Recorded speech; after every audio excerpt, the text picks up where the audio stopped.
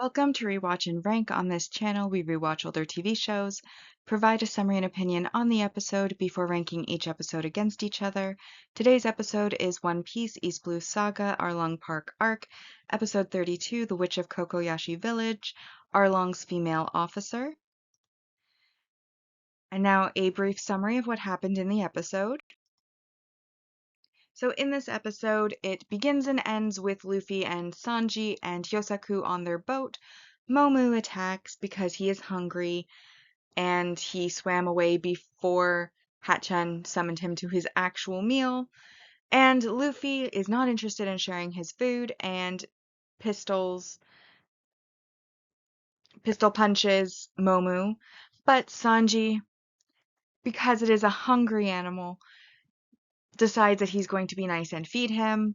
Unfortunately, Momu then decides to try to eat Sanji in addition to the meal, and Sanji then kicks him before revealing a new attack and defeating Momu. And then we see the outcome of that at the end of the episode with Momu pulling the boat towards Arlong Park, which is coming into view. For Usopp's part, he wakes up on the floor of Nojiko's house and learns that it's also Nami's childhood home, and we also see that Chabo is there as well, crying about his dad. Nojiko asks him, basically, Nojiko disparages him about how weak he is and how she knows a girl who's been for 8 years living through hardship and hell to try to create a good outcome, and here this boy is giving up, trying to die, knowing that he can't win, and abandoning his mother, and basically she sends him back to his mom. And then Usopp and her go into the village, where we see that Genzo has been attacked by Arlong for holding weapons which are not allowed in Arlong's villages that he governs over. We learn that there are 20 of them, and Genzo, while being beaten up, this of course makes Usopp decide to act. So he goes onto the top of a house where he feels like he is safe because of the distance and uses one of his exploding stars to stop Arlong from harming Genzo any further. This backfires because it enrages Arlong, and Arlong then decides to pick up and smash down the house that Usopp was on top of. Luckily, Usopp survives, but of course now he realizes how strong fishmen really are because his exploding star had no effect. So he then, of course, runs, and some of the fishmen chase him while the other fishmen try to get an enraged Arlong under control and drag him back to Arlong Park. Which at Arlong Park, before he left, Arlong was speaking with Zoro, or rather, Nami was confronting Zoro about who she is as a Arlong officer, that she never cared about them, that she is, full on an Arlong pirate. But then Arlong says that she's someone who would even forget her own parents' death, and she, of course, makes a face. And this prompts Zoro to then basically have a bit of a test, and he launches himself into the water despite being tied up, and she does ultimately decide to save him, jumping in and dragging him out, and he scolds her for not saving him sooner, and she then beats him up a little bit before having him put into the prison. But once Arlong leaves, she then cuts his ropes and gives him his sword back to let him go, telling him to leave. But he doesn't really have anywhere else to go, so he just decides to take out the fishmen who were already at Arlong Park. And that is everything that happened in this episode. That was important, at least. So now that we have been reminded what happened, it's time to rank the episode, and as always, we'll be ranking on our mostly objective ranking list first, followed by the personal ranking list. So on our mostly objective rank values, we start with the positives. Positive one, we have our single arc supporting character introduction, which is Nako, who is a friend of Genzo.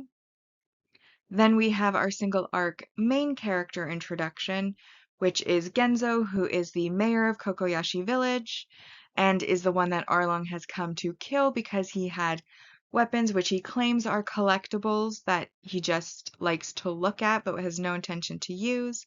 As he is being beaten by Arlong, he warns the villagers who are wanting to stand up for him that they have been patient for 8 years and that they have agreed to play the long patient fight, and so this is not the time to ruin that.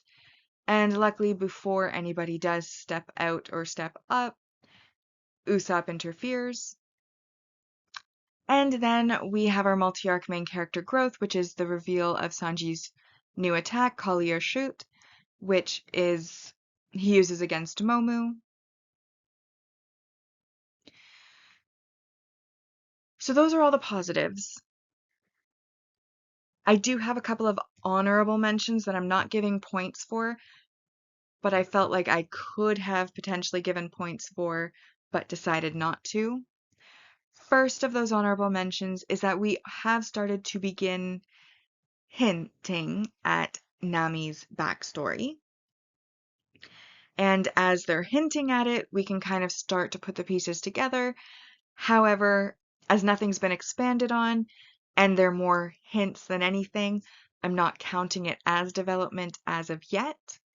And so I have decided not to give points yet, but we have gotten the hints of we've been patient for 8 years, we're playing the long fight, everybody ignoring Nami when she comes in, Nami's assertion that she will get 100 million belly no matter what. We also, of course, have Nojiko talking about the girl she knows who's been going through hell to help save her family and help her family and village, which, of course, all of this is indicating what Nami's purpose and backstory is. But again, they haven't specifically defined it or really dug in and said it out loud. They're just planting seeds, so we're not giving points. Second honorable mention is negative points. I could have put negative messaging or behavior for Arlong. However, two mitigating factors made me decide not to put the negative points on. First is that the village is governed by / owned by paying tribute to its ruler, which is Arlong. So technically, while he did do property damage, you could argue that it is his property he's damaging because at this point in time, the villagers have pretty much conceded and capitulated that he owns that village, that, he's their ruler, he's the one that they're paying tribute to, he's the one making up the laws, making up the rules. So, yes, he damaged property, but an argument could be made that it was his property that he was damaging, and he is a villain character. Second one, of course, was him beating up Genzo, but again, same as the first property damage. Yes, he beat somebody up, which is negative messaging or behavior, but technically at this point, he is ruling over that village. They are his subjects, and he is the one who makes the law, and therefore it is also his job to then enforce the laws that he has made. And one of those laws is no weapons, and Genzo did break that law. So, while we understand as viewers that Arlong is forcibly ruling and doesn't actually have any right to rule, these people have conceded, they've decided to play the long fight, and they are well aware of the rules that Arlong has set down, and Genzo did knowingly break those, so in a way, it is justifiable in the context of the story that Genzo was being punished for breaking the law. So technically, I would say is negative messaging or behavior, but I do, again, feel like those mitigating factors mean I'm not taking the negative points. And that ultimately leaves this episode at a 7 out of 10 on our mostly objective ranking list. So that now brings us to the arc ranking so far. on our mostly objective ranking.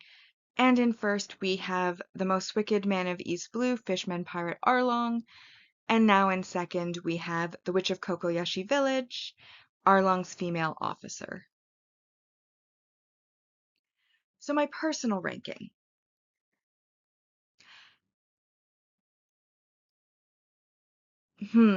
Honestly, I haven't quite decided on it yet. I'm going to talk through my thoughts on the episode and then come up with whatever I've decided to rank it afterwards. I know it will not be better than the last episode because I did enjoy the last episode more. So my thoughts. I like that we're getting hints about Nami's backstory. I did find that Usopp's bravado was a bit amusing in this arc. Actually, this is the first arc where I started to not dislike Usopp as a character. And this isn't the part that made me not dislike him, but I did like that he was willing to, despite being a coward, stand up on the roof with some distance. And honestly, he is a sniper, so I expect him to fight from a distance more so than face to face with somebody. Like, I feel like that makes more sense. So I did like that he took that, you know, place of safety or what he thought was safety to distract Arlong to save Genzo. I thought that was very honorable. But it was funny too because one, he had the false bravado. Once that bravado couldn't hold up anymore, he ran for his life. But that also ended up being a good thing because it got the fishmen out of the village, which allowed Genzo to live another day, essentially. I like that Zoro decided, instead of following Nami's orders to leave once he was freed, he was just gonna defeat all the fishmen that are in there and then basically sits on Arlong's throne like, okay, I don't know what to do now. I'm just sitting here. And that was great. Obviously, Momu I felt so bad for because I like Momu, and we do see him later as well. But as Sanji said, he was trying to eat him, and that would have been even worse. So now he is a glorified taxi pulling the boat to Arlong Park, which is coming into view. So again, we get that cliffhanger of now some of the main characters are about to arrive. But having said that, a lot of this episode also had a lot of people sitting around talking. It wasn't excessive exposition, but there was a lot of exposition as well. And that made it a little bit more boring to watch than some other episodes, as it felt like there were a few stretches of time where nothing much was happening. And as somebody who is rewatching, I already know this information, so for me it's a little bit more boring on a personal level. But if it was the first time you were watching, it would be information that you needed, hence why it's not excessive exposition. And therefore, considering all of those factors, I decided ultimately to give it a 6 out of 10, and I just decided that now. Either way, that puts the most wicked man of East Blue, Fishman Pirate Arlong, in first, and this episode, the Witch of Kokoyashi Village, Arlong's female officer, in second. Alright, so now we're at the saga rankings. Saga rankings are where we're ranking each of the arcs within a saga against each other to discover which is the best. And on our mostly objective rankings so far, we have Romance Dawn in first place with 86.67%, Orangetown arc in second with 76%, Baretti arc at 68.33%, fourth is Syrup Village arc at 64%, and Arlong Park so far has 17 out of a possible 150. On our personal side, Orangetown arc, which is Buggy's arc, had 74% and is in first place. Romance Dawn was second with 66.67%. Baretti arc is in third, 52.5%, and then Syrup Village is last so far with 49%, and Arlong Park so far has 14 out of 150. bringing us to the series ranking so far, and this is where we're going to be ranking each of the sagas against each other. And so far, East Blue Saga has a score of 25 out of 80, and that's on the mostly objective ranking list, whereas on the personal ranking list, it is a score of 14 out of 80 so far. With that, we've now rewatched and ranked One Piece East Blue Saga Arlong Park Arc, Episode 32, The Witch of Kokoyashi Village, Arlong's Female Officer. Like and subscribe if you'd like to, and I'll see you in the next episode.